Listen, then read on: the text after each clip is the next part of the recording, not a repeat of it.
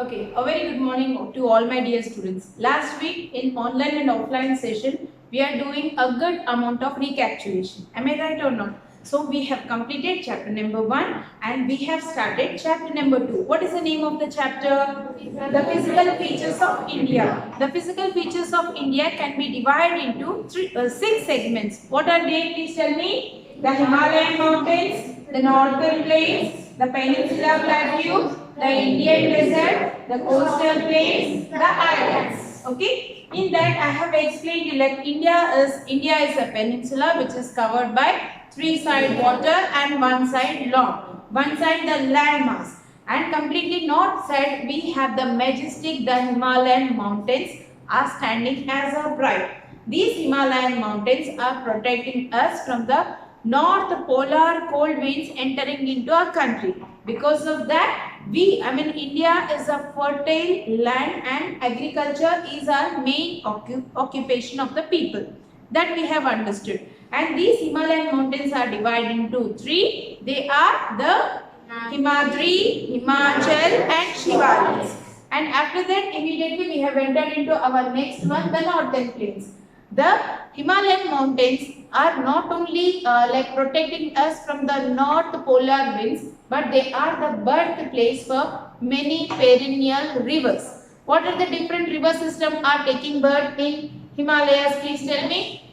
The Ganga, Brahmaputra, Indus River. Yes, Ganga, Brahmaputra, Yamuna, Indus River. These are the major rivers which have taken birth in the Himalayan mountains. So what they are doing? So along with their flow, along with the water, they are bringing the rich amount of the alluvium soil and they are bringing good amount of minerals, silt and also good amount of soil. They are deposited in the northern part. So this particular northern part, they are called as northern plains. These northern plains have been formed due to the silt brought by the perennial rivers which are originated in the Himalayan mountains. Okay. So as you know, main occupation of the people of Indians are agriculture. Especially, so northern plains are called as the granary of India because lot of agricultural produce we are going to find in the northern plains. So after that we have understood the peninsular plateau. So how the plateaus have been formed? Maybe plateaus have formed because of the volcanic eruption which might have taken place many years ago in our India. So the lava which has come out has cooled down and settled and they have formed like a tabletop surface. So the highly elevated area with a flat surface are called as plateaus. Plateaus are rich in mineral wealth and they are having a good amount of soil whereby a good amount of agricultural crops are even grown in plateau regions. Our Indian plateau has divided into 2, Central Highlands and then Deccan Plateau. All these points we have covered. Central Highlands again into 2 parts, Malwa Plateau and Chota Nagpur Plateau. Then we have to focus on our next feature, that is the Indian Desert. So Indian Desert, or we can say it as the Great Indian Desert, Thar Desert or the Indian Desert. Whatever may be the name, we try to just replicate the desert which is having in our north part. Okay, northwest. So in India we are having a desert. Where exactly it is situated? Rajasthan. Yeah. So Indian desert is located in the northwest. So already I have discussed the point. Already I have raised a question. Why exactly deserts are being, or why most of the deserts are formed in the west side of the continent?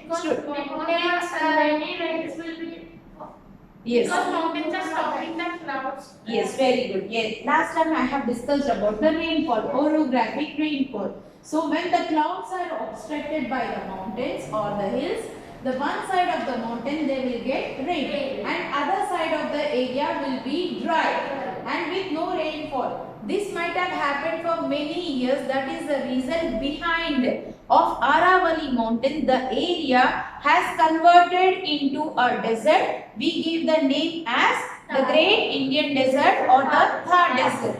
This is because this is one of the reason. And the second reason I have asked you why most of the deserts are situated in the west side of the continent, because of the movement of the earth. So the movement of the earth you know very well. So earth is having two movements, rotation and revolution. So what is the speed, can you tell me? So earth is moving from west to east. Please remember the word. So earth is moving from west to east at a speed of 1640 kilometers per hour. Understood? This is the speed. So when it is moving, you know, winds, the wind blow. So what are the, how many types of winds are blowing on the earth's surface?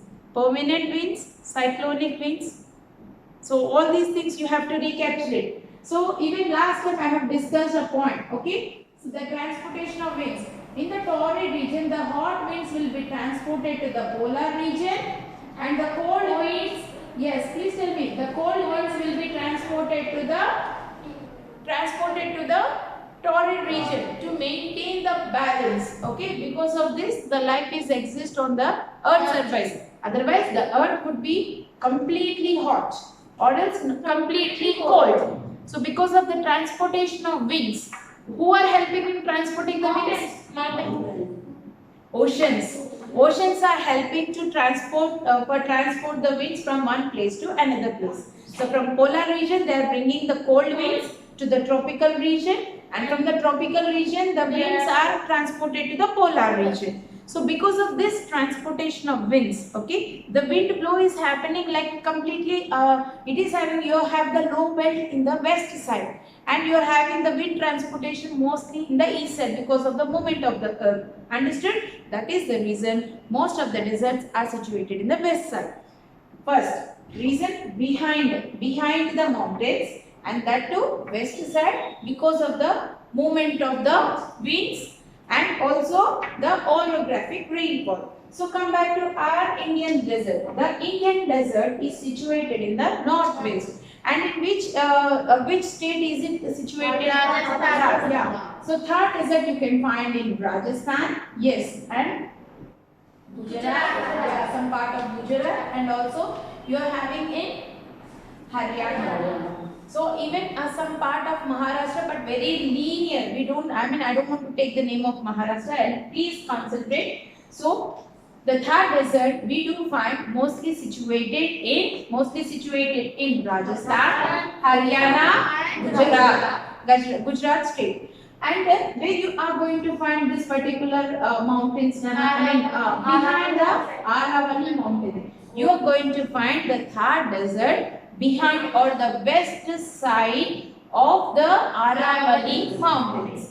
And this particular, the Indian desert is spread in Haryana state, Rajasthan state and Gujarat state. Now please tell me what about the soil condition, climatical condition, vegetation and wildlife in the desert. Please tell me. What will be the soil condition, Anna? Soil, do you find the complete fertile soil in desert? No. We are going to find the complete sandy soil. Completely sandy soil. When I said sandy soil, do you think good amount of crops will grow? No. Soil is not at all suitable for crops to grow as it is sand. And point number 2, how will be the climate? You are going to find a very pleasant climate? No. Hot and cold climate you are going to find in desert region. Days will be very hot and nights will be pretty cold. Okay, most of the animals, what they go during the day, they will burrow under the sand, and nights they will come out in fetch of food. Yes, and moreover, what is the common animal you are going to find in the desert? Camel. So you are going to find the ship of the desert, camel, and most of the poisonous snakes and scorpions you are going to find in desert region. If at all I speak truly about the vegetation, you will find very less or the scanty vegetation, very less vegetation. What's of vegetation you are going to find? They are mostly cactus. And date palms grow near oasis. When I say oasis, what do you mean by oasis, students? Very good. So oases are the place where you find the amount of water reserves in that particular area. You are going to find the human settlement near the oasis. And also you are going to find the people doing the activity of agriculture near the oasis. Do you think paddy will grow in desert? No. You may can go grow the date palms or else maize. Okay. Some kind of millets will grow in the desert region. Okay. Understood, Nana? So vegetation will be very less. The climate, how will be the climate? Let us completely recapitulate. Let us completely recapitulate from the beginning. So in here we have the Thar Desert. Thar Desert is situated in the northwest. It is spread in Rajasthan, Haryana and Gujarat. And it is behind the mountains of Aravalli. Due to the phenomenon of orographic rainfall, they are situated in the west part of the country. So as what is the soil texture? So soil is in the form of sand. You are going to find completely dry and cold climate. During the night you are going to find dry, hot climate during the day and completely very cold climate during the night.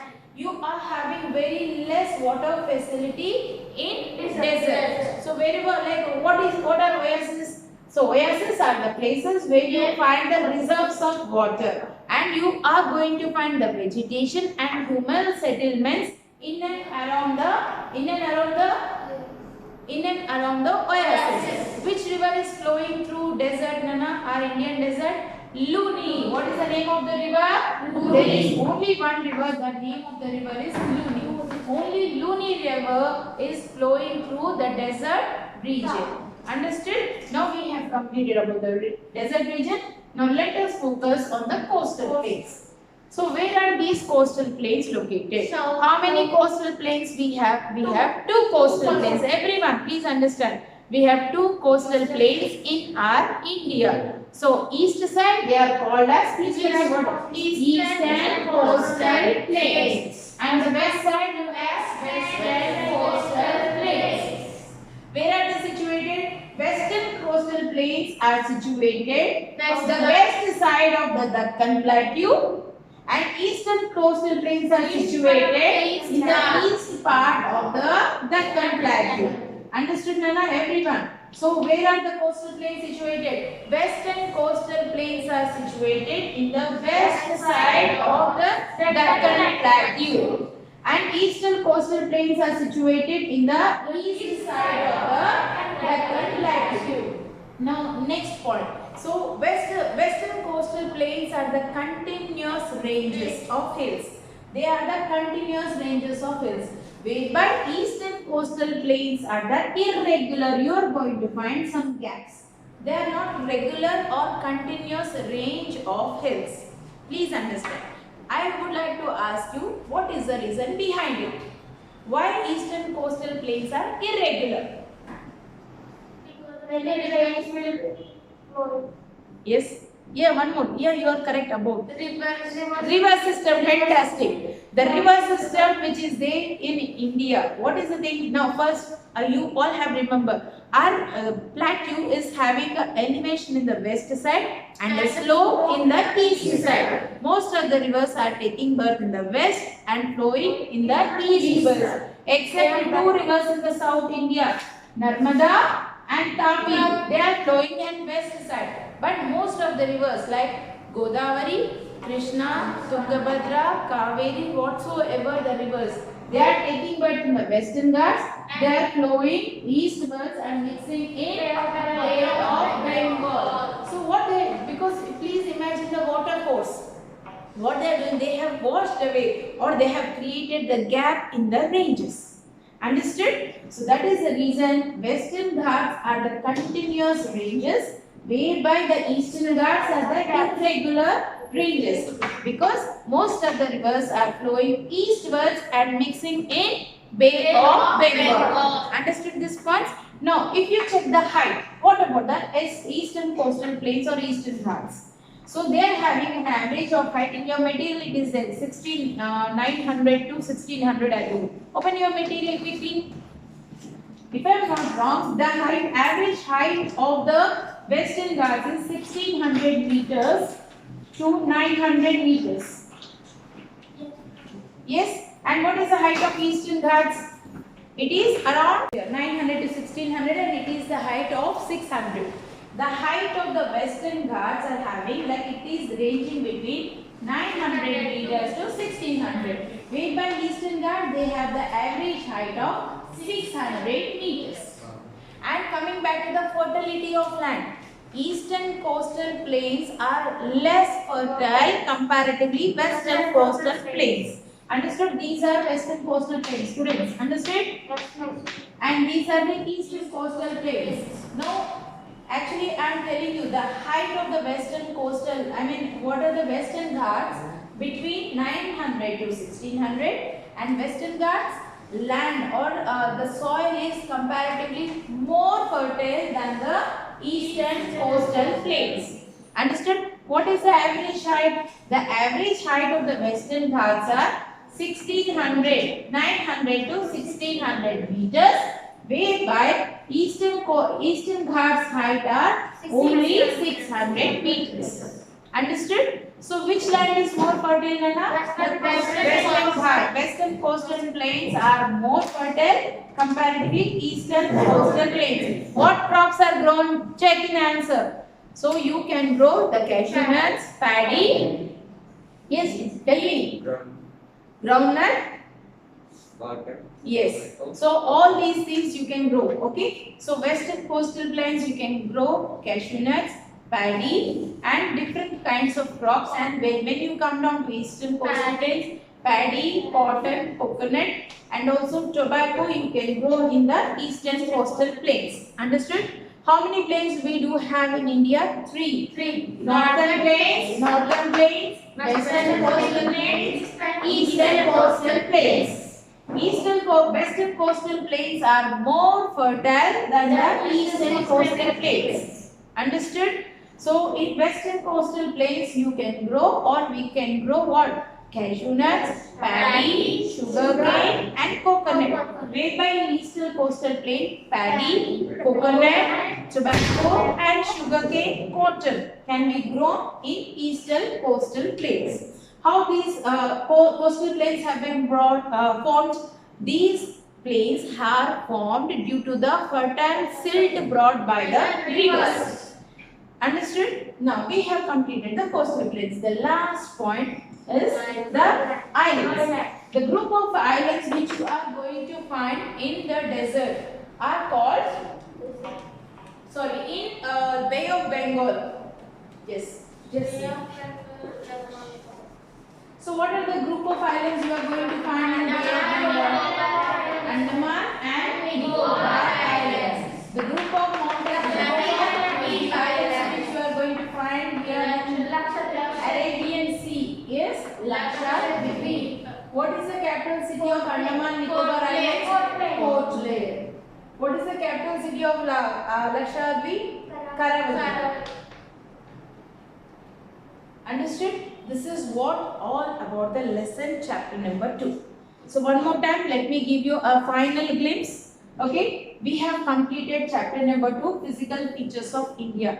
India is a subcontinent which is located south part of Asia. Understood? So India, the physical features of India can be broadly categorized into 6. They are the Himalayan mountains, the northern plains, the peninsular plateau, the Indian desert, the coastal plains, the islands. So India is also called as a subcontinent because we have a lot of diversification of physical features and lot of diversification of language, religion, caste, creed. Or India is having all the features which a continent should have. So that is the reason India is called a subcontinent. India is a peninsula because India is covered with 3 sides water and 1 side land. And our India is completely protected by the northern mountains or the Himalayan mountains. The northern mountains, we can divide them into 3 ranges. They are Himadri, Himachal, Shivaliks. Along with Himalayan mountains, we do have Aravalis, Vindhya Satpura ranges, Eastern Ghats, and Western Ghats. Next, northern plains. The rivers which are taking birth in Himalayan mountains are bringing, the river system are bringing a good amount of alluvium soil which are deposited in the north side of India. As they are situated in the north side of India, they are called northern plains. Which rivers are important here? Ganga, Yamuna, Brahmaputra, which are flowing in India, and Indus River. Most of the Indus River, around 80% of the Indus River is flowing in Pakistan, but only 20% of the water is used by, around 20% of the water is used by our India. It is flowing through Jammu Kashmir and entering into Pakistan and draining in Arabian Sea. Understood? Now northern plains we have completed. Northern plains are also called as the granary of India because that particular area climatical condition is completely suitable for agriculture and activity, and you are going to find lots of crops growing in northern plains. Next one, the Peninsular Plateau. Ma'am, which one is more fertile, northern plains? Northern plains. Okay. Now the Peninsular Plateau. India is having plateau, and the plateau we can divide into two. They are the Central Highlands, Deccan Plateau. Central Highlands again into two. What are they? What are the Malwa Plateau and Chota Nagpur Plateau? What is the greatest thing of, what is the characteristic of our plateau?